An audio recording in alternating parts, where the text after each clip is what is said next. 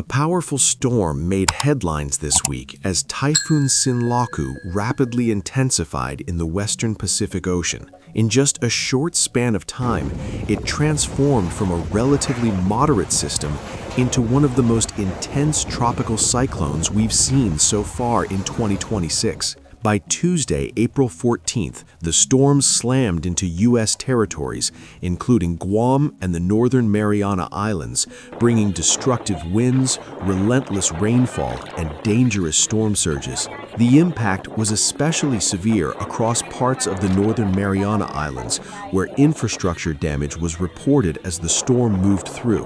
What really caught experts' attention was how quickly Sinlaku strengthened. Over the course of just a few days, it jumped from a Category 1 storm to nearly a super typhoon. At its peak, the system packed sustained winds close to 300 kilometers per hour with an extremely low central pressure, both clear signs of an exceptionally powerful storm.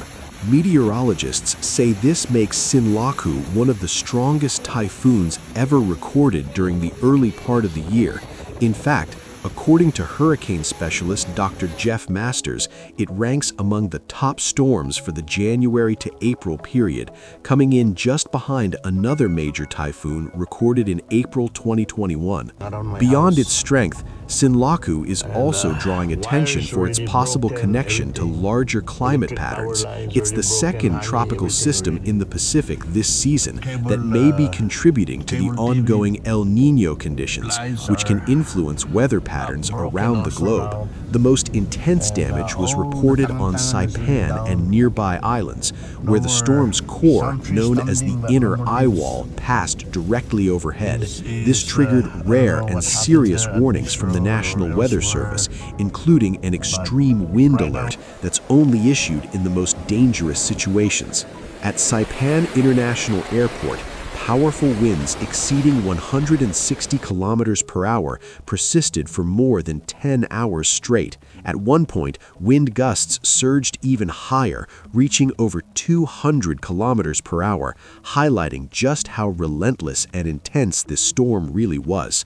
Overall, Typhoon Sinlaku stands as a stark reminder of how quickly tropical systems can escalate and how critical it is for communities in vulnerable regions to stay prepared when storms like this develop. As Typhoon Sinlaku moved closer to the islands, it first developed an outer eye wall that began hammering Saipan and Tinian early in the day. Heavy rain poured down while strong winds steadily intensified, setting the stage for what was about to come. But conditions took a serious turn for the worse once the storm's main inner eye wall passed directly over the islands. Saipan's mayor, Ramon Camacho, described the situation as extremely dangerous.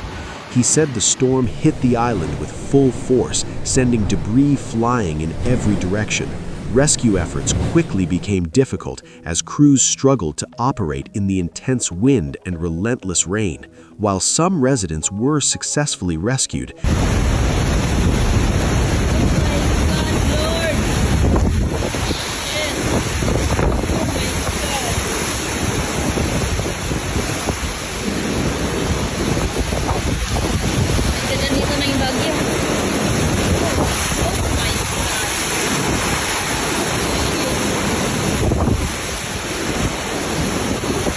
the damage was already severe.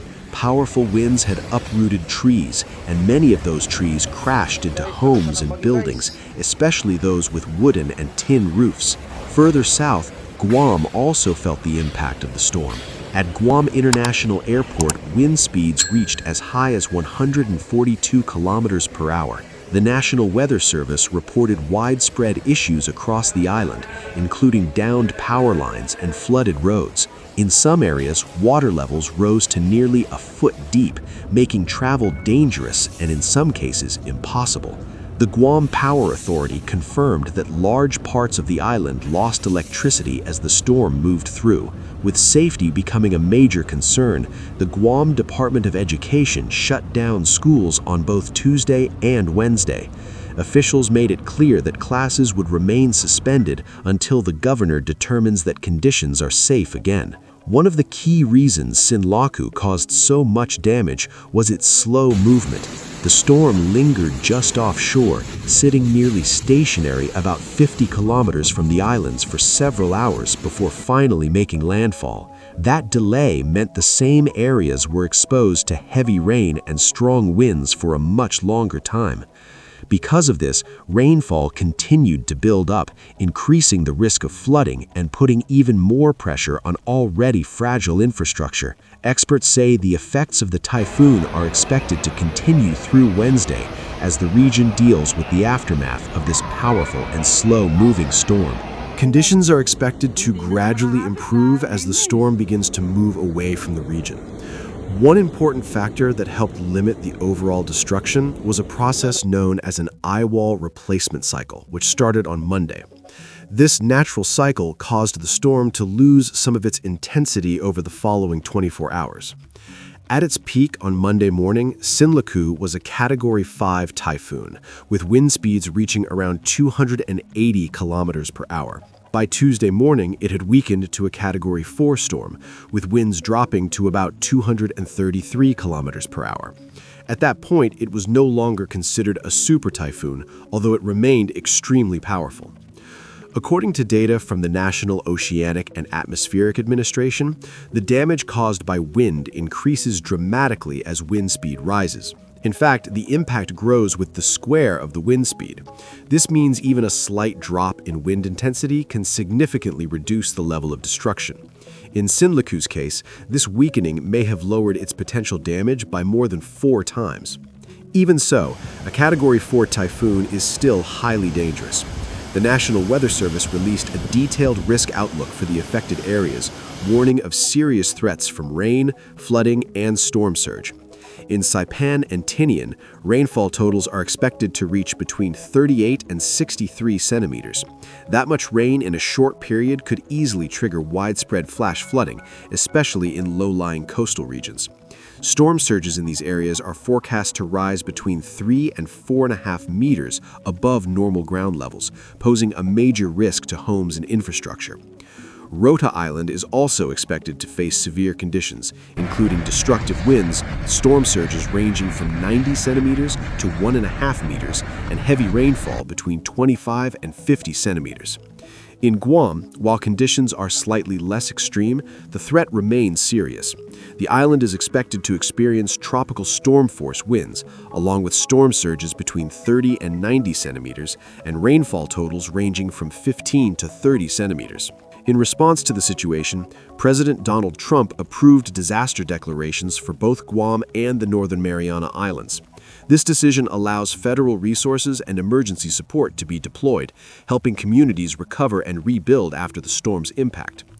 Federal emergency management teams have stepped in to coordinate the response, working closely with multiple agencies on the ground. Personnel and critical equipment have already been deployed to the affected areas to support rescue operations and early recovery efforts.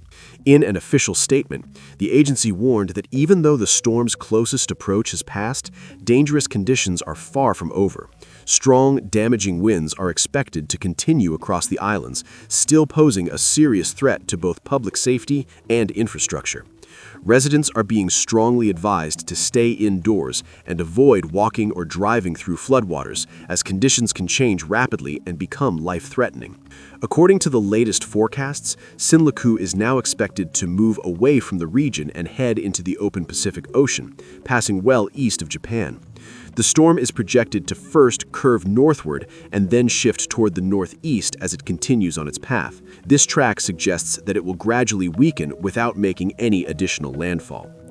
While typhoons in the Northwest Pacific can form at any time during the year, the most active period typically runs through July through November. Seeing a storm this powerful develop in April is highly unusual and highlights just how unpredictable weather patterns can be, even before the official season begins. If you want to stay informed about major natural disasters happening around the world, make sure to subscribe to the channel. We break down complex events into clear, easy-to-understand updates so you can stay aware of what's happening and why it matters. Turn on notifications so you never miss an update.